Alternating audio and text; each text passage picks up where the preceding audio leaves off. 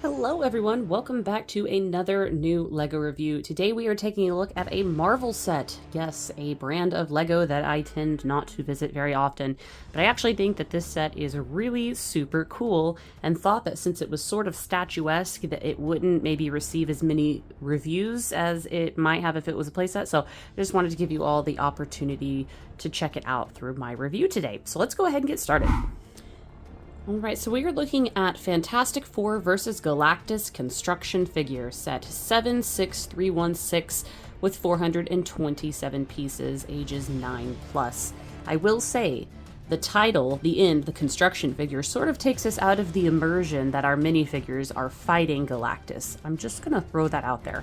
But I do like the box. We see the Fantastic Four in the top corner there with all of our new actors, and I gotta say, they look pretty good. It's really retro looking, and I do like that quite a bit. Alrighty, so here we are with our construction figure. I will say that this is sort of just a bunch of minifigure reviews and then a statue review. That's kind of how it comes down to, but we'll go ahead and take a closer look, starting with those minifigures because they are pretty cool. So here is Reed Richards, aka Mr. Fantastic, and he's going to be played by Pedro Pascal. So I actually think that they got the likeness down pretty good, to be honest. I really like these new retro outfits. I think they look really nice. I like the splash of white and then the light blue that they're using. Overall, though, it is relatively simple. There is no printing on the legs, though he does have back printing. We've seen this headpiece quite a few times, but that head paint is brand new. He does come with some super tall legs, so you can make him very tall, though I don't like these as much as they had like Miss Marvel with her stretchy arms. I think that would have been cooler.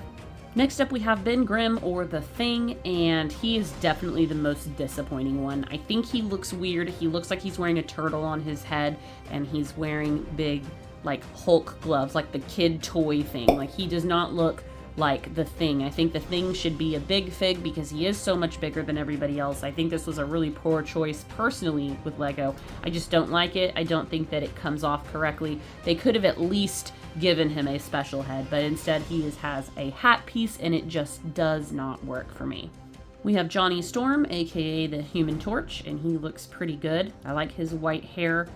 And yeah, he looks kind of like a flirt. I think that's kind of how he's supposed to be, at least how he was portrayed in the older movies. Though I will say it is disappointing that he just has flame hands and he's not like a full body. I'm pretty sure his power is full body. That's why he's considered the Human Torch. He is given these torchy, fiery feet pieces, but again, I just think that he's really lacking. And I like that they put everybody in their Fantastic Four uniforms, but it would be cool if they gave us an alternate, totally flamed on Human Torch, in my opinion. And then we have Sue Storm, and for the life of me, I don't remember what she's called. She's like, not Invisible Girl. I feel embarrassed that I cannot think of what she's called. Miss Invisible? No.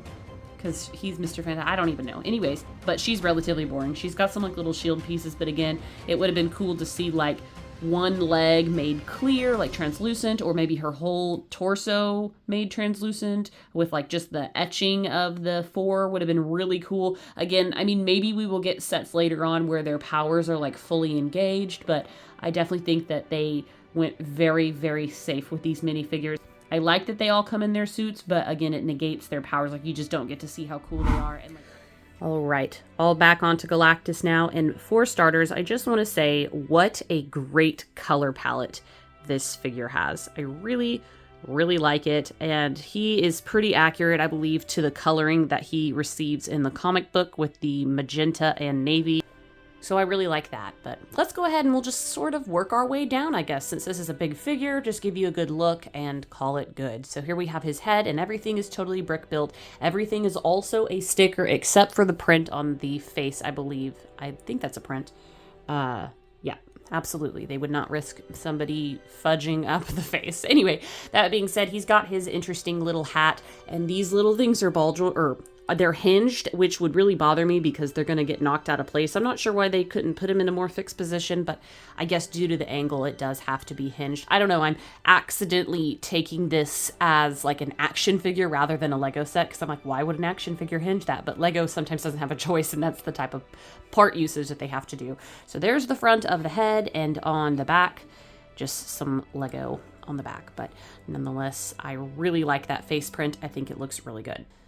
Taking a look at the torso here, and we do have a sticker print for the chest. And I think we do have some pretty good detailing and texture going on. You can kind of see in the arms as well. And all of this is going to be articulated as well, just due to the nature of it. Like I said, it's sort of a hybrid between Lego and action figures, and I personally actually really like that. And that's why I have like some of the other Star Wars figures. I think it's cool, but some people it's just not their thing. And we have this really cool skirt piece. Again, so many stickers. You are in charge of not messing any of these up. And I think that that's actually kind of crappy. I mean, if they made them printed, it would make this set quite a bit more expensive. And so I do understand why they did it as stickers, but like, oh my goodness, you need to have a steady hand. This is my sister's. It's just on loan for this review. And she seemed to have done a decent job there with the sticker skirt. But again, the pieces do move. And that it does allow for articulation if you wanted to put him in a crazy action pose. I don't know, he does seem rather top heavy in general, so there is that to consider. And then just as we move down, I find that the feet are really lackluster. They're awkward looking, they're extremely flat. The hinges on the ankles are strong enough, but I will say, I like that there's a place to put the minifigures. I will say that with the top heaviness of this figure, it tends to start buckling a little. I just don't know how cool of a pose you can put this guy in with these flat little awkward looking feet. They just kind of did these last minute, I feel like, and he doesn't really have any shape. I don't really get a sense of what Galactus's feet look like in real life based on this Lego model. So there is that, but really cool texture up on the shins. I do like that. I did also forget to mention that he has this dark gray piece right there in the neck, and that sort of breaks the immersion personally for me. I'm sorry, my camera's gonna just struggle to focus in on him, I guess.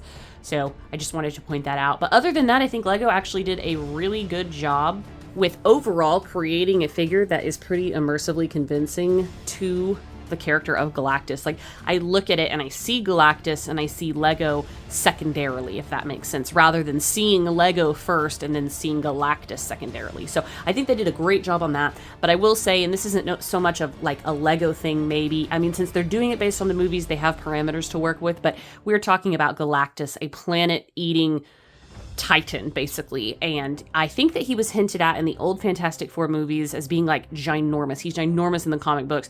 I assume the movie will likely scale him down, but like if you look at the box in the back, he's like no taller than a city, and so that's kind of disappointing for such like a large villain, if that makes sense. And I mean, Lego, I'm going like crazy beyond here, but if Lego didn't have the parameters that they have set for this set, they could have made like a D2C gigantic Galactus with the Fantastic Four. They could have powered up all of them and had also, and just made it a really big set, so we get all the figures in these suits and then all the figures completely powered up with all of their special powers, and then just made a gigantic, humongous Galactus construction figure, and I actually think that would have been so cool. Sorry, I'm getting excited about the thought of this original concept that Lego needs to pay me royalties to if they ever decide to steal it.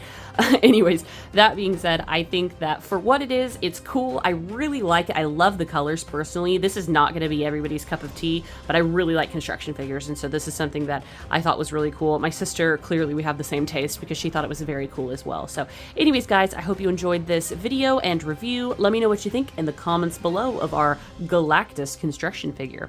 Until next time, I will catch you in the next one. Bye, guys.